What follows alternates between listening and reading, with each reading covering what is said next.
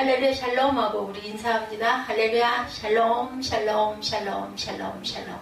하나님 사랑합니다. 여러분 주 안에서 사랑합니다. 오늘 마태복음 24장 말씀 근거로 함께 은혜를 나누도록 합니다. 24장 한번 다시 한번 우리 영어로 함께 봤기 때문에 36절부터 44절 말씀이죠. 바쁘지만 같이 한번 36절부터 44절. 그날과 그때는 아무도 모르나니 하늘의 천사도 아들도 모르고 오직 아버지만 아시느니라. 그래 너무 잘 아는 말씀이죠. 노아의 때와 같이 인자의 임함도 그러하리라. 홍수전에 노아가 방주에 들어가던 날까지 사람들이 먹고 마시고 장가들고 시집가고 있으면서도 홍수가 나서 그들을 다 멸하기까지 깨달지 못하였으나 인자의 임함도 이와 같으리라. 그때 두 사람이 밭에 있으면 한 사람은 데려가고 한 사람은 버려둠을 당할 것이요 두 여자가 맷돌질을 하고 있으면 한 사람은 데려가고 한 사람은 버려둠을 당할 것이니라.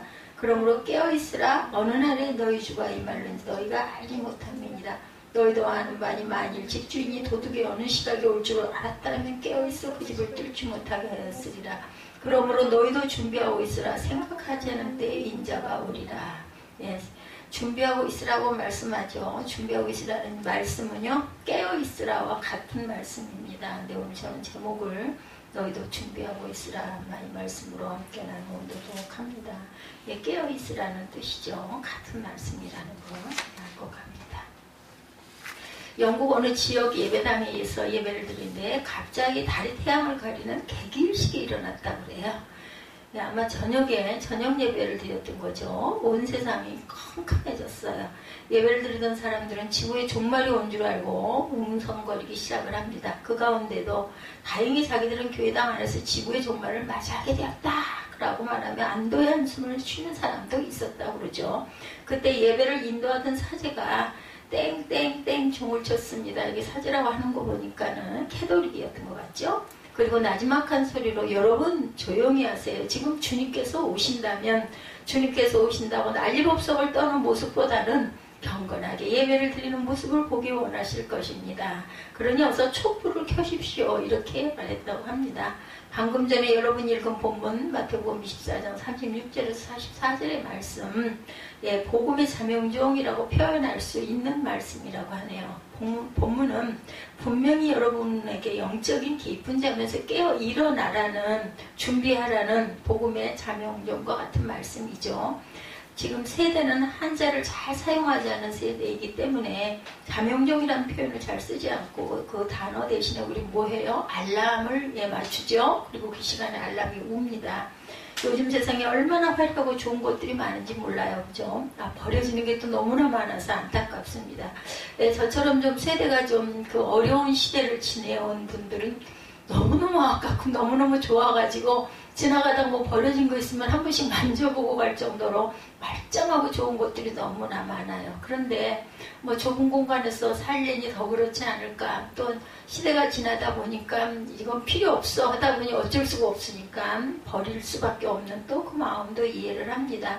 눈에 보이는 외양만 본다면 이것저것에 행복이 가득 찬 것처럼 보여요. 그렇지만 실상 그 안으로 들어가 보면 모양만 그럴듯했지 아무것도 아닌 것을 또한 발견할 때도 있습니다. 스쿠버 다이빙을 하는 사람들의 이야기를 들은 적이 있어요. 바닷속에 있는 해초를 바닷물 속에서 볼 때는 얼마나 멋있고 아름다워요. 그렇죠? 그래서 그 아름다운 모습을 보게 되면 바닷속으로 들어간다는 것이 두렵지가 않다고 합니다.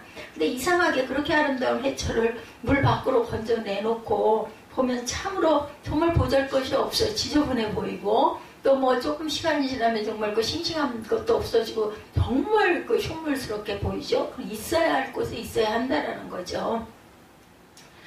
이렇게 우리도 느낄 때가 있는 것처럼 조개 껍질도 바닷물에 잠겨 있을 때 정말 모양이 아름답죠. 그렇지만 조개 껍질이 물 밖에 나와서 물기가 마르면 내가 왜 이걸 주웠을까? 이제 그 물기가 마르고 이뻐가지고 주웠는데 놓다 보면 나중에는 지저분해 갖다 버려야지 생각을 하게 된다라는 거죠.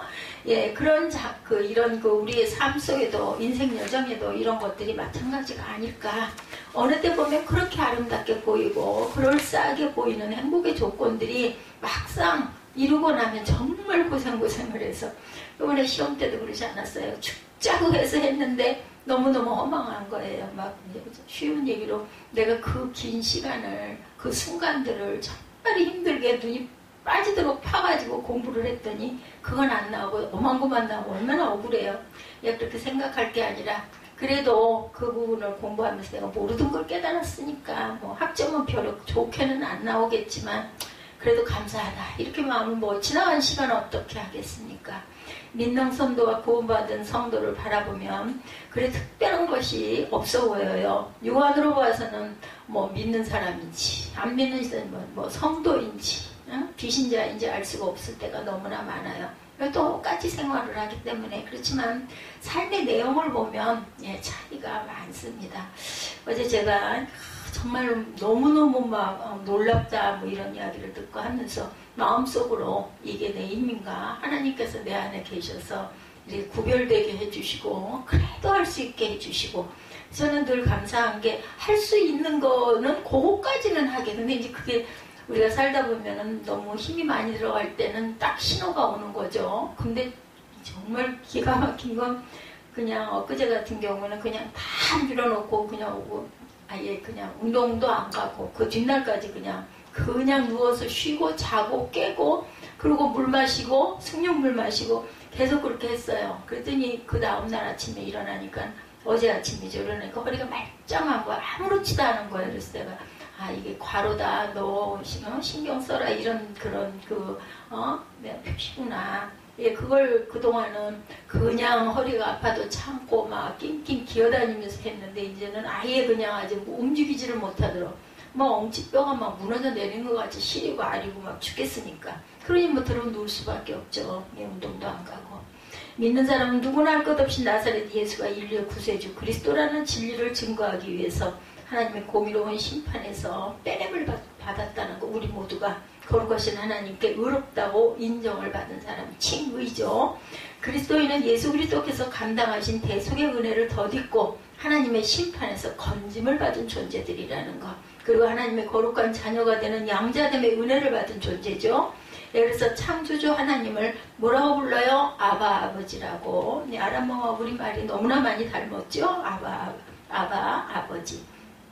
뿐만 아니라 모든 그리스도 예수에게 속한 사람은 주님께서 다시 오실 때까지 깨어 일하라고 부름받은 자. 우리 그 찬송 굉장히 많이 했죠. 예전에 부름받아 나선이면 어디든지 가오리다. 부름을 받은 자들입니다. 우리 모두는.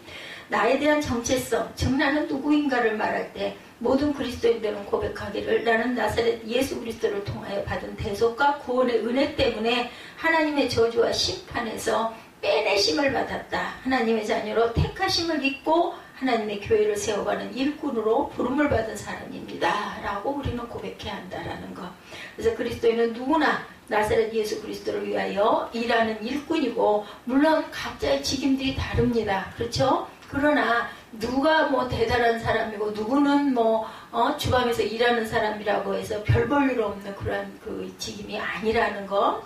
다 섬김은 거룩하고 아름다운 거죠. 오히려 그분들이 더 거룩하고 아름답고, 정말 한여름에 더울 때 주방에서 일하시는 분들, 뭐 코로나로 인해서 한 2, 3년 그런 부분이 멈춰 있기도 했지만 아마 지금 또다시 힘차게 열심히, 그죠? 그릇을 닦고 많은 양의 그 음식을 만들고 그 땀을 뻘뻘 흘리면서 국수를 말고, 이런 분들은 얼마나 대단하신 분들인지 몰라요. 그래서 그리스도인들은 누구나 나사렛 예수 그리스도를 위하여 일하는 일꾼이고, 또한 사람의 눈에 보이는 하나님이신 예수 그리스도의 제자들이라는 거예요. 그게 은혜로 감사로 할 때 그걸 그냥 아이고 나 이거 싫어 죽겠는데 이러면서 막 마음에 시험이 들면서 나 빨리 집에 가서 할 것도 많은데 막 이러면 그거는 은혜가 아닙니다. 교회에 머무를 때는 교회 일에 충성하고 하나 되고 함께 기도하고 함께 예배하고 찬양하고, 그것이 우리의 삶 속에 일주일을 주신 하나님, 또 새로운 일주일을 주신 하나님께 대한 감사의 예배가 되어야 되는 거죠. 이제부터는 사람의 겉모습이 시시하다고 해서 무조건 사람을 시시하게 여기지 말아야 된다. 근데 우리 눈은 그죠?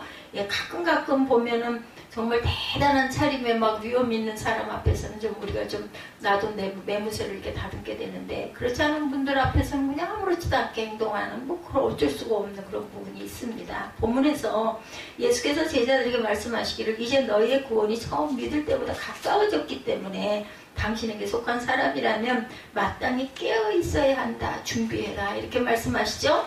그래서 오늘 본문을 중심으로 다시 오실 예수 그리스도를 기다리는 사람이 사는 방법에 대해서 우리 함께 은혜를 나눠봅니다. 먼저 예수 그리스도께서 여러분에게 주신 교훈의 중심은 깨어있으라. 예, 저는 깨어있으라 감사한데 준비해라. 이런 말씀에 은혜가 더 있었어요. 그래서 본문 36, 7절에 마태는 주님의 말씀을 기록하기를 그날과 그때는 아무도 모르나니 하늘의 천사도 모르고 아들도 모르고 오직 아버지만 아신다라는 거예요. 36, 7절에 노아의 때와 같이 인자가 올 때에도 그러할 것이다. 예수님의 이 말씀은 하나님의 절대 주권을 가르치는 말입니다. 그렇죠? 지구의 종말과 인간의 죽음은 오직 창조주 하나님만이 아시는 비밀이죠. 그래서 저도 늘 그 생각을 합니다. 아이고 너무나 아프고 공고하고 할 때는 그냥 정말 왜 뭐 하나 하려면 왜 이렇게 뭐가 복잡하고 많아. 그냥 딱 안 하고 그냥 천국 갔으면 좋겠다 이런 마음이 들 때가 많아요. 예, 입으로 죄를 지을 때도 많죠. 얼른 좀 데려가시지. 근데 이런 얘기를 절대로 해서는 안 된다. 하나님께서 아직 땅에 있게 해주신 것도 우리가 감사해야 합니다. 왜냐면 어차피 언젠가 뭐 짧고 길고 차이는 있지만 우리는 다 갑니다. 예, 순례자들이죠. 그렇기 때문에 있는 곳에서 오늘이 마지막처럼 하나님 주시는 은혜를 항상 감사하면서 살아야 된다. 그게 은혜가 돼야 되죠. 보이는 사람들에게. 예, 지금 여기서 살아계신 하나님과 나의 관계는 과연 어떨까? 더 중요하다는 것을 생각해야 합니다. 아이고 나는 얼른 갔으면 좋겠고 아이고 나 이거 지겹고 힘들고 싫어 이런 말도 조차도 정말 하나님을 마늘이 여기는 그런 정말 우리가 입술을 조심해야 합니다. 사회가 부패하고 병이 들고 어려울수록 시한부 종말론이란 것들이 활개를 친다라는 것도 우리가 알고 갑시다. 그리고 시한부 종말론자들이 많은 어리석은 사람들을 또한 미혹합니다. 그런데 흘리거나 너무 뭐 좀 신비주의 뭐 비슷하게 이런 거 절대 돌아보지 마세요.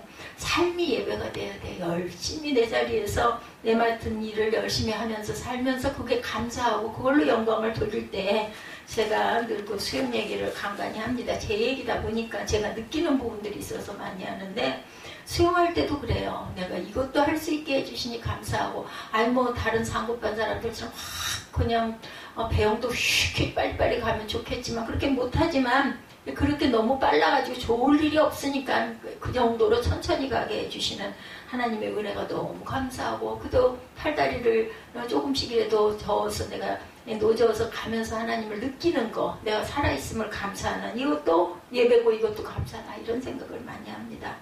나도 실은 분명하게 알지 못하면서 불확실한 것들을 가지고 어리석은 사람과 이기적인 사람을 불안하게 만드는 사람들도 많다라는 거.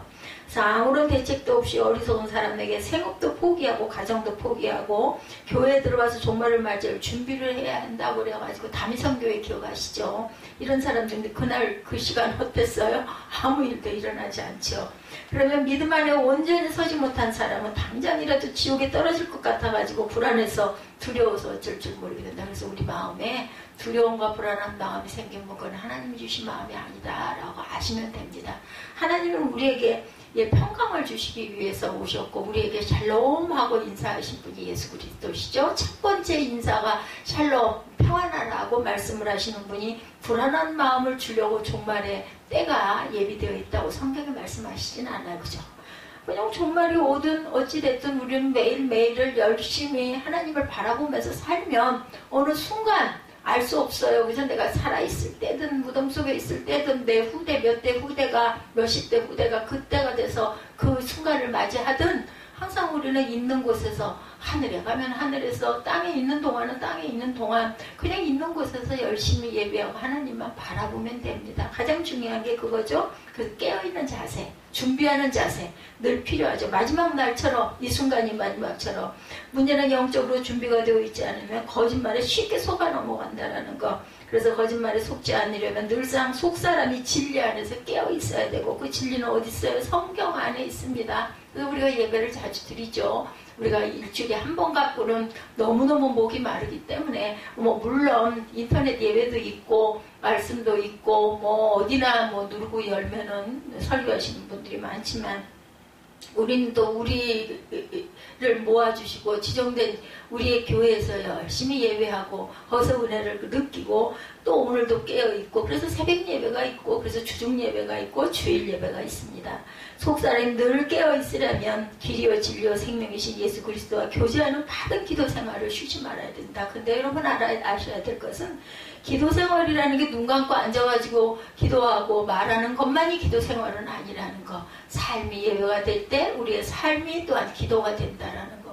우리가 무엇을 하든지 뭐 주방에서 음식을 만들 때든 빨래를 할 때든 청소를 할 때든 우리 마음 안에 기쁨과 감사가 넘치면 그것이 바로 기도일 수 있는 거죠. 우리의 소원으로 하나님께 아뢰 기도하고. 근데 저는 수용할 때 늘 마음에 오는 감동을 뭐 일부러 나 지금 뭘 기도할까 이게 아니에요. 그냥 혼자서 이렇게 헤엄을 치다 보면 생각나는 부분들 그거 가지고 저는 그냥 간구하고 감사하고 또한 깨닫게 해달라고 또 기도할 때도 있죠. 우리의 속사람이 늘 깨어있으려면 항상 생명이신 진리의 예수를 바라볼 줄 알아야 된다는. 그리고 주께서 머리가 된 교회는 주님의 재림을 갈망하면서 마음과 생각이 항상 건강하고 강건해야 되죠. 우리가 성령 강림 주의를 지냈습니다. 어떤 사람의 믿음이 좋은지 나쁜지는 삶이 평화로울 때는 잘 드러나지 않습니다. 진정한 믿음은 삶이 어려울 때, 위기가 찾아왔을 때 그 사람의 그릇의 분량이 드러나죠. 이런 그 어두운 사단의 장막이 드리워지고 생명과 진리에 대하여 환난과 핍박이 찾아왔을 때 진정한 믿음의 진리가 각자 개개인의 몫이 나타난다는 거죠. 환난 때가 되면 형식적인 교인은 넘어지고 믿음은 버려지게 되죠. 우리는 일제시대나 유교 동란을 거치면서 교회와 성도들이 순교의 피를 흘리는 자리로 내몰린 때가 있었어요. 그렇지만 진정으로 예수에게 속한 사람은 오직 바른 믿음을 지키기 위해서 순교자들이 많이 나왔죠. 지금 오히려 그 초대교회 때 그 순교한 순교자들보다 그 숫자가 굉장히 많다고 합니다. 많은 사람들이 선교사로 파송들이 돼가지고 그곳에서 그 생명을 버리는, 그래서 또 거기서 꽃이 피는, 믿음의 꽃이 피는 그런 곳들이 너무너무 많다라는 우리가 모르는, 분명한 것은 순교하는 믿음은 어느 날 갑자기 생긴 것이 아니라는 것입니다. 매일 매 순간마다 사람의 눈에 보이는 하나님이신 예수 그리스도와 인격적인 교제를 하는 과정을 통해서 믿음이 자라고, 우리는 말씀 속에서, 찬양 속에서, 또한 생활 속에서, 또한 어려움 속에서 인격이 자라가죠. 성숙한 신앙 인격을 이룰 수가 있다는 것. 이런 거룩한 영적 교제를 통해 말로는 꼭 집어서 설명을 할 수가 없다 하더라도 바르고 굳센 믿음이 생겨나고 성숙해지는 것이죠. 우리는 시공을 초월해서 그 믿음과 은혜를 항상 경험하면서 뿌리가 한 곳에 닿아져 있어야 합니다. 교회에, 하나님의 나라에 항상 뿌리가 깃들어져서, 그래서 거기서 양분을 먹고, 무엇에서? 뭐 목사의 말에서 아니죠. 성경의 말씀 속에서. 근데 설교 속에 나오는 말씀들이 그냥 내게 문득문득 찾아올 때 그게 뿌리가 된다라는 거, 거기에 은혜가 된다라는 것을 잊지 마십시다. 아마 그래서 신대원도 보내고 그래서 박사원도 보내는데, 내가 잘나서 내가 박사원에서 이렇게 공부하고 내가 멋진 논문을 써가지고 내가 교수가 되고 학생들을 가르치라, 아니 좋죠. 아니 그 사람에게는 그게 몫일 수도 있는데 그 뿌리가 어디 있는지, 하나님의 말씀이 언제 어떻게 해서 내게 임했는지, 내 삶이 어떻게 해서 여기까지 왔는지 그걸 절대로 잊어버려서는 안 되는 거죠. 내가 혼자서 엄마 모태 속에서 태어난 거 아니죠. 나올 수 있도록, 출산할 수 있도록 하고 나와서 엄마의 젖줄을, 탯줄을 붙잡고 나와가지고 그걸 계속 빨아서 양분을 섭취하고 먹고 자라고, 거기에 누가 있어요? 나 혼자 먹고 자랐어요? 아니잖아요.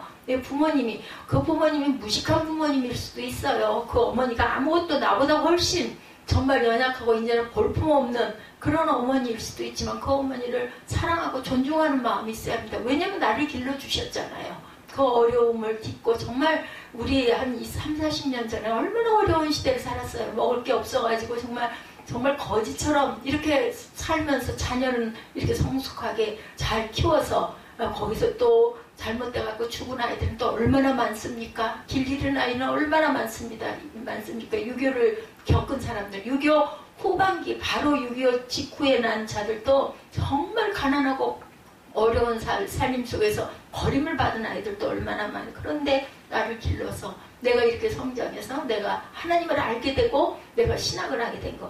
하나님의 은혜예요. 첫째는 하나님의 은혜고 둘째는 그 부모가 나를 끝까지 양육해 주신 거. 그거 감사해야 됩니다. 부모도 아니 뭐 부모님이 부자인데 잘 살았으니까 내가 자동으로 잘하지 이렇게 생각하면 안 됩니다. 내가 이렇게 서기 위해서 그 부모가 나를 기를 수 있는 환경을 주시고 물질을 하나님께서 공급해 주셔서 나는 그걸 먹고 물론 내 부모의 은혜도 있지만 그 위에 계신 하나님께서 내 그릇을 견고해 하시려고 이 시간까지 내가 왔고 주의를 이렇게 거룩하게 지키게 된 거 하나님의 은혜로 생각을 해야 되죠. 그래서 우리가 성령께서 바른 믿음을 가지고 살아가도록 헬퍼 도와주신 보혜사 성령이시라는 거. 성령 충만을 그래서 늘 뭐 어떤 말로도 저는 바꿀 수가 없어요. 그래서 365일 붙어있어도 이제는 아예 붙여놓고 무슨 절기가 되면 위에다 조그맣게 뭐 이렇게 만들어가지고 좀 붙이든지 뭐 그런 얘기도 하시더라고요. 여기 요 콜란데오 고절이나 그 밑에 이렇게 조그맣게 현수막을 만들어서 붙이는 방법도 있다. 제가 하도 그런 부분을 가지고 고민을 했더니 이런 말씀도 하세요. 그러면 덥지도 너무 붙으면 또 지저분해 보일 수도 있긴 한데 어쨌든 지혜롭게 해야 되겠죠. 잊으면 안 되니까. 현수막을 그 몇 주년 파다 보니 지난 우리 그 13주년을 그냥 넘겨가지고 참 마음이 안타깝고 불편한 마음. 다음에는 조그맣게라도 글자라도 써서 붙이십시다.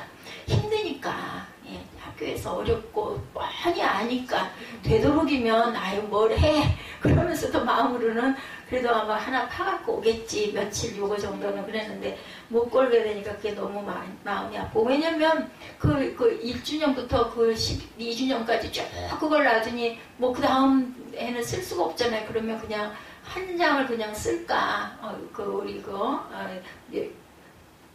하나님이 우리 교회를 세우신 그 기념 해가지고 하고 걸고는 뭐 그럼 또 몇 주년은 어떻게 할 거냐는 거죠. 그래서 그냥 현수막은 포기하고 그냥 몇 주년 이렇게 해서 그냥 썼으면 좋겠다 이제 이런 생각이 오더라고요.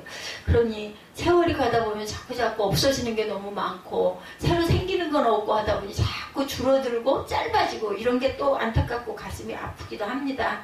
그게 하나님 사랑이 그런 걸로 나타나는 건 아닌데도 그렇잖아요. 우리 사랑하는 사람일수록 그 사람의 어떤 태어난 날이나 어떤 기쁜 날이나 이럴 때 막 축하해 주잖아요. 이런 것처럼 하나님의 은혜가 얼마나 감사한데 우리가 절대로 잊어버리지 말아야 되겠다. 뭐 대단한 행사를 해야만 그렇지는 않지만 그래도 우리가 할 수 있는 최선을 다해서 하나님을 섬기는 그런 표현을 할 줄 알아야 되겠다.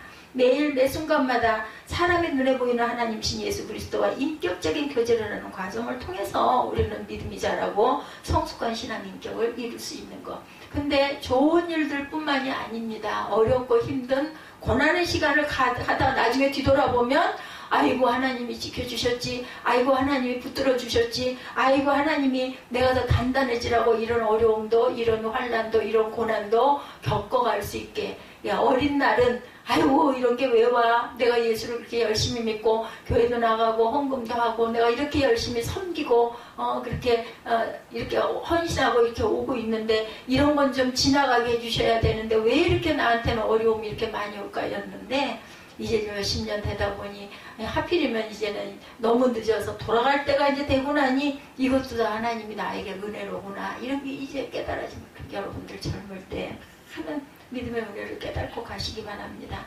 성령께서 바른 믿음을 가지고 살아가도록 항상 도와주셔서 저는 너무 감사해요. 아닌 사단의 도구들, 이단의 이런 사설들 이런 것들은 그냥 가까이 오기만 하면 그냥 싫어지고 뭐 따져보고 들여다보고 뭐 들어보고 할 필요도 없어. 아이고 이건 아니구나 아니면 저는 그냥 그거 참먹어서 한 발 더 나가서 그 사람을 붙들고 이거 잘못됐고 이러고 좀 해야 될 텐데 저는 그 그릇은 아닌 것 같아요. 아이고 그냥 아주 그냥 얼른 발길을 돌려버리는 그런 그 분별의 영을 주시는 은혜가 또 너무 감사합니다. 제가 잘나서가 아니라 아닌 것에서는 그냥 벗어나게 해지는 어떤 그 민감함 같은 걸 제게 주신 거죠. 그래서 바른 믿음을 가진 성도는 성령의 도와주심 때문에 보기에는 연약한 것 같고 모자라는 것 같고 너무 어리숙한 것 같고 그렇다 하더라도 예수 때문에 당하는 모든 환난도 견뎌내고 극복하고 꿋꿋하게 갈 수 있는 최선의 최소한의 그러한 우리의 그 환경을 항상 유지해 주시는 하나님, 그것이 큰 은혜로 와야 할 줄로 믿습니다. 오히려 풍성한 성령의 열매를 맺으면서 그리스도 예수 안에서 승리의 생활을 감당하고 오늘까지 오게 해주신 하나님, 제 인생을 쭉 돌아다 보면요, 너무 좋은 걸 준비하시고 예비하시고, 저는 몰랐죠. 제가 이렇게 이 말년을 이렇게 가면서 기뻐하면서 감사하면서 교회에서 살면서 이렇게 가리라는 거 꿈꿔본 적이 한 번도 없어요. 화려하게 나는 뭐가 될 거야 했는데, 결론은 하나님이 그릇으로 쓰시려고 지어 오셨다라는 게 너무 감사해요. 누구든지 나사렛 사람 예수를 살아계신 하나님의 아들로, 사람의 눈에 보이는 하나님으로 영접하고 예수를 자기의 구세주로 인류의 그리스도라고 믿고 입으로 신하면 거룩하신 하나님의 자녀가 되고 믿음으로만 구원을 받는 사람이 된다라는 거죠. 하나님이 세상을 이처럼 사랑하사, 요한복음 3장 16절이죠. 하나님이 세상을 이처럼 사랑하사 누구를 독생자 예수 그리스도를 우리에게 보내주셨어요. 그를 믿는 자마다 구원함을 받으리라고 말씀합니다. 나사렛 예수 그리스도로 말미암아 영생을 얻게 된 것이 어떤 우리 믿음 생활을 시작해서 되었든 아니면 모태신앙으로 인하여 되었든 분명한 것은 점점 여러분에게 주어진 시간이 줄어들고 있다는 것이죠. 그래서 어떤 시인은 노래하기를 세월이 날아간다, 이렇게 정말 날아가요. 나이가 들수록 정비례해서 날아간다. 너무나 빨리 날아간다. 그래서 살 같다, 유수와 같다, 이런 흐르는 물과 같다 그러죠. 여러분이 주님을 구주로 믿고 섬길 수 있는 시간이 점점 짧아지고 있다는, 너무 안타까워요. 이제 나이가 들다 보니 너무 안타까워요. 그리고 왜 이렇게 달콤한지 제가 그런 고백을 했습니다. 저는 정말 왜 이렇게 달콤한지 모르겠다. 근데 그냥 너무너무 순간순간이 힘이 들어. 왜 이렇게 할 것 많고 주방에 가다가 손에 들고 있는 게 모자라가지고 중간에 넣어놓고 나중에 또 가가지고 이거 어디 갔지? 그렇게 찾을 정도로 혼자 그냥 뛰어다닙니다. 이 좁은 공간임에도 불구하고 왜 이렇게 넓고 할 것 많고, 뭐 여기를 좀 치우고 나면 또 저쪽에 뭐가 또 어지러져 있고, 우리는 창고 광이 없다 보니까 그냥 될 수 있으면 안 보이게 하느라고 애를 쓰는데도 왜 사는데 뭐가 이렇게 많이 필요하냐고요. 그렇게 할 것도 없는데도 뭐 좀 한꺼번에 사면 좀 택배가 좀 덜 드니까 뭐 좀 더 싸니까 뭐 이러다 보니까 쌓이는 게 많습니다. 지금도 저와 여러분 주님을 구주로 믿고 섬길 수 있는 시간이 날마다 짧아지고 있다. 그러므로 모든 성도는 영적인 잠에서 깨어서 바울 사도처럼 죽으나 사나 오직 그리스도 예수를 위하여 살아가야 한다라는 것. 만일 썩어질 세상의 즐거움을 취하여 마치 노아 시대의 사람들처럼 망할 줄 모르고 흥청거리고 살다가는 덧없이 흘러가는 시간을 낭비하고 나도 모르는 사이에 하나님의 심판을 맞이하게 된다는 것을 우리가 절대로 잊지 말고 명심해야 되겠다. 그래서 제가 박일순 집사를 위해서는 항상 그 기도를 합니다. 아직 호흡이 세상에 남아있어 얼마나 감사한가. 뭐 말을 못하고 움직이지를 못한다 할지라도 영은 깨어있기를, 아직 혼이 떠나지 않았으니까. 그래서 주님을 꼭 붙들고 있다가 자녀의 구원을 위해 기도하다가 하나님 품에, 주님 품에 안겼으면 하는 마음이 듭니다.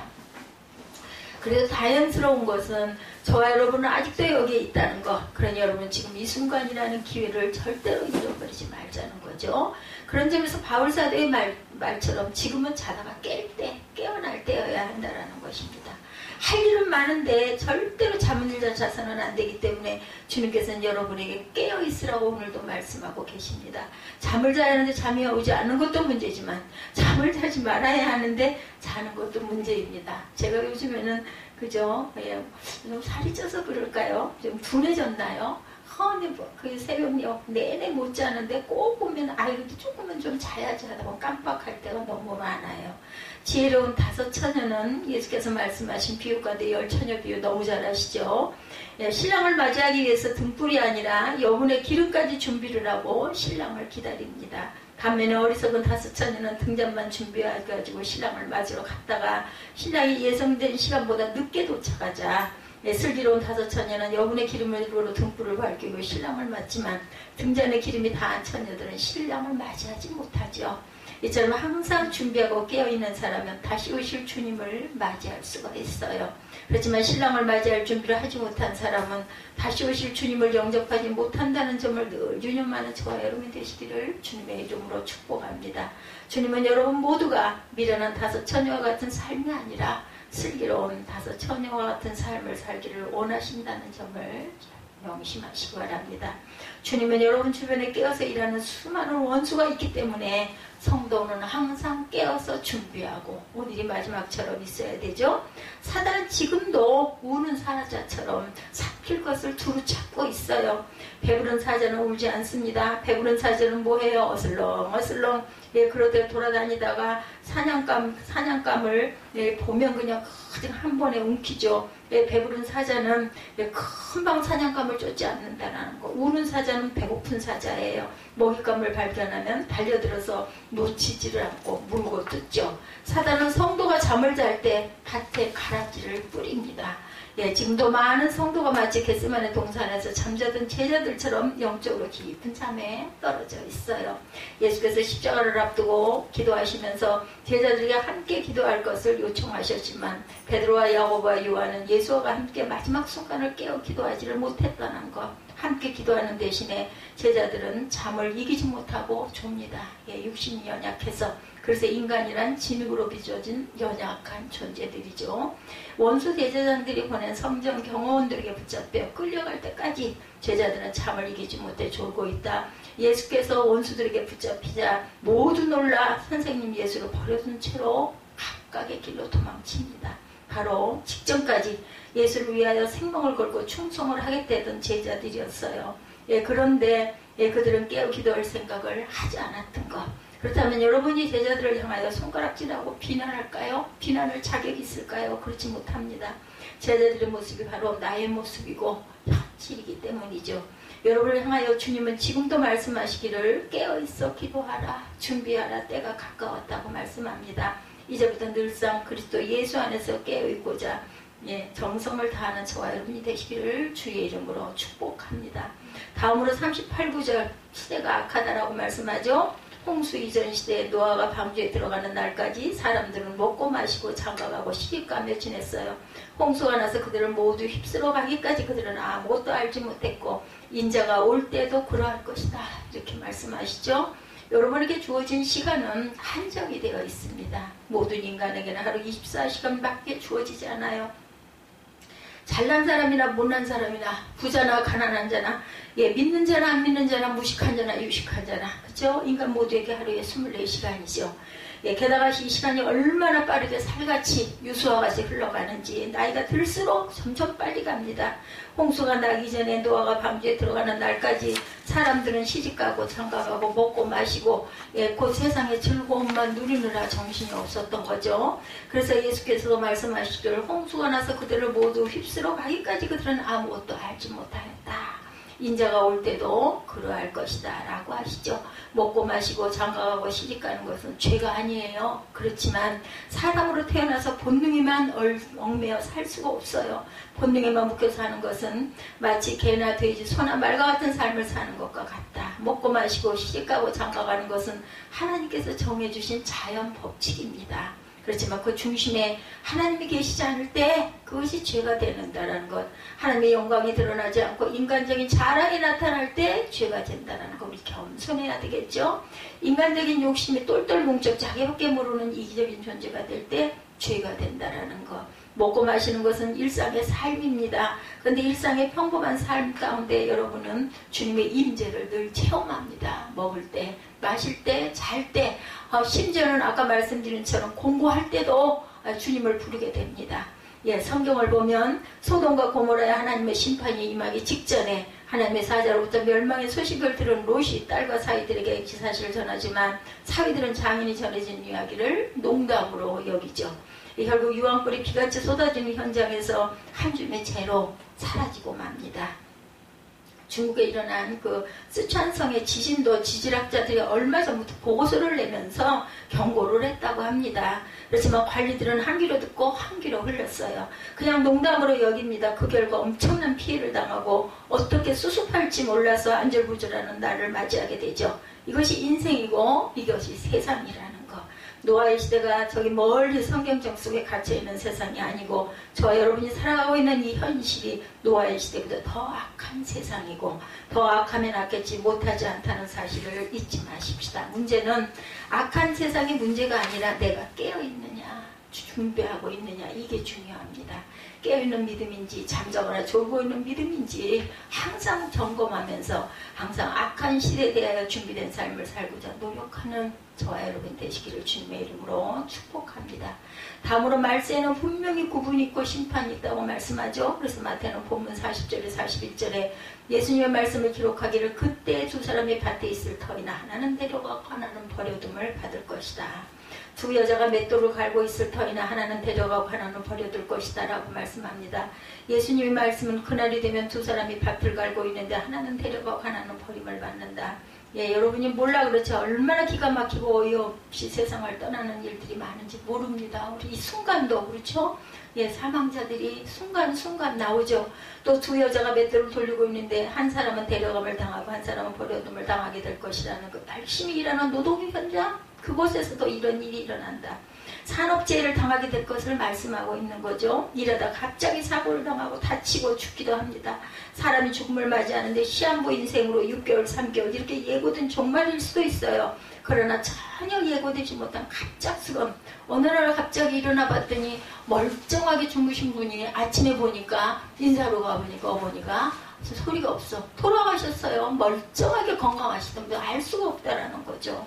사실 사람이 가장 많이 관심을 가지는 주위의 종말도 중요하지만 개인적인 종말도 있다는 것 제가 늘 말씀드렸죠. 예, 우리에게 마지막은 내가 돌아갈 때 종말입니다. 물론 하늘나라의 심판이 있고 그것을 우리가 또다시 다른 천국을 맞이하게 되겠지만 근데 지구의 종말이든 개인의 종말이든 인간은 두 가지를 다 몰라요. 어떻게 언제 올지. 이 종말은 살아계신 하나님의 아들이신 예수 그리스도께도 모르신다고 그러죠. 그 시와 때는 나도 모른다. 내 아버지만 아신다고 말씀하셨어요. 그래서 종말을 대하는 성도의 지혜는 마지막이 언제인가 하고 알고자 헛된 노력을 기울이기보다는 항상 깨어서 마지막 날처럼 마지막을 준비할 줄 아는 그런 지혜, 하나님의 은혜. 예, 그렇다고 해서 겁내고 두려워할 것도 없습니다. 뭐 왜 두려워요? 두렵긴 어느 곳이나. 예, 뭐 나는 천국인데 하나님 내 마음 안에 주셨는데 22절에서 24절에 그러므로 깨어있으라. 너희는 너희 주께서 어느 날에 오실지 알지 못하기 때문이다. 예, 이것을 명심해라. 도둑이 밤에 언제 올지 집주인이 안다면 그는 깨어있어서 도둑의 집을 뚫고 들어오도록 내버려 두지 않을 것이라고 말씀하죠. 그러므로 너희도 준비하고 있어라. 너희가 생각하지 않을 때 인자가 올 것이기 때문이다. 여름철에 대부분 우리가 얇은 옷들을 입고 한 장만 입고 지낼 때가 많죠. 그래서 누가 찾아와요. 그죠? 예, 그분이 비록 아버지라 해도 갑자기 오셨기 때문에 우리는 당황하게 됩니다. 마치 도둑을 만난 것처럼 황당해하기도 합니다. 이유는 오직 내가 준비하지 못했기 때문이야. 아주 중요한 것이 이 준비입니다.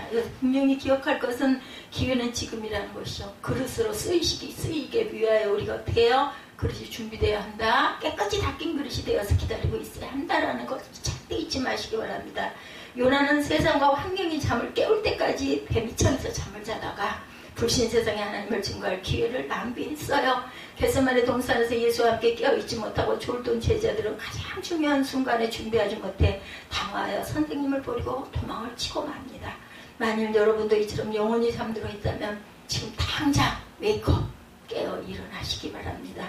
지금 잘 때가 아니에요. 지금은 깨어서 기도하고 복음을 위하여 일을 할 때이다. 이제 곧 아무 일도 하지 못하는 순간이 찾아올 것이다.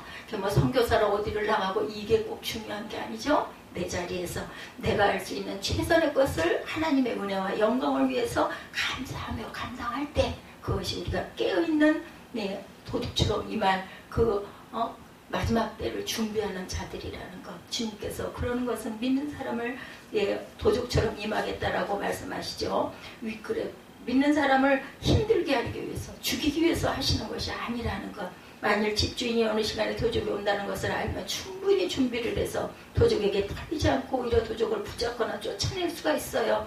깨어있어 라는 표현은 잠을 자지 않는다는 의미가 아니죠. 자더라도 감각이 있다는 의미입니다. 누워있으나 영적으로 깨어있다는 의미를 갖고 있습니다. 성령의 능력 아래에 있는 그리스도인이라면 마땅히 영적으로 깨어있어야 하고 감각이 있어 시대를 바로 분별할 줄 알아야 한다. 누가 하세요? 내가 잘나서 아니에요.